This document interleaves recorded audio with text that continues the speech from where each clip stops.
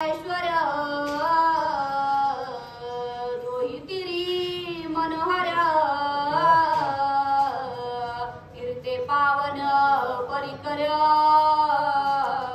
श्री रामचंद्र रहिवास। राम जिथं राहतात ते पवित्र ठिकाण आहे। साधूच्या देवाच्या चांगल्या माणसाच्या पदस्पर्शाने त्या ठिकाणाला पवित्रपणा येत असतो आणि म्हणून मग लोक तिथं अपवित्र गेलेले सुद्धा पवित्र बनत असतात। ते ठिकाण जे आहे का पवित्र मूळचंच आहे, पण अपवित्र लोक तीर्थाला जातात, आपले पाप तिथं आंघोळीनं तीर्थाला अर्पण करतात आणि तीर्थ मलिन होतात आणि मग ते साधूच्या दर्शनानं पवित्र होतात। मग त्या तीर्थाला सुद्धा राम दर्शनाचा योग यावा, तीर्थ सुद्धा पुनीत व्हावा आणि त्याच्यामुळे तीर्थ सुद्धा रामाच्या दर्शनाची वाट बघत होते, हे अगस्ती जाणत होते।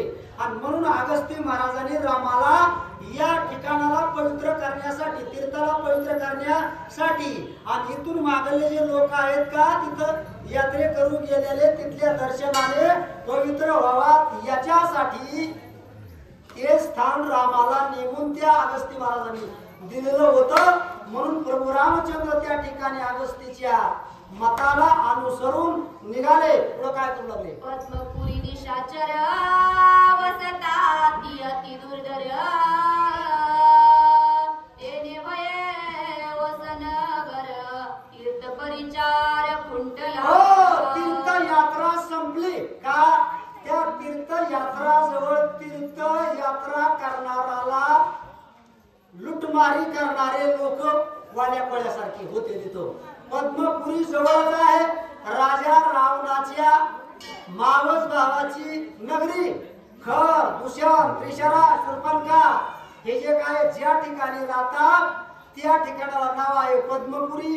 ते तिथं राहतात, ते नाशिक जवळ आहे आणि नाशिक या ठिकाणी 3 नद्याचा संगम आहे। यात्रे करून तिथं जातात, पुण्य मिळावा, पाप जावा म्हणून, पण यात्रेकरीलाच खाऊन टाकतात, त्यांच्याजवळ असलेलं लुबाडतात। त्याच्यामुळं यात्रेकरूची यात्राची ती वाट बंद पडलेली होती आणि ती पुनीत वाट मोकळी व्हावा म्हणून रामाला तिथं राक्षसाला मारण्यासाठी, तिथं रेवास करण्यासाठी अगस्ती महाराजांनी तिथं पाठवलेलं होतं। म्हणजे एका गावामध्ये भरपूर पक्षी उडवायचे असं काम त्या अगस्ती महाराजांनी नेमलेलं होतं। खर दूषण